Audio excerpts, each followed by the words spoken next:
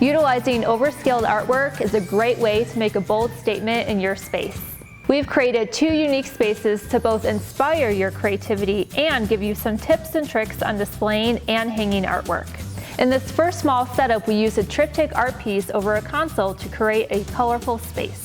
Hanging large artwork 4 to 6 inches above the console is a good rule of thumb. However, if you have taller items like lamps or vases, the artwork may have to be adjusted. Having 3 pieces is also really versatile, especially with a more abstract piece like this one.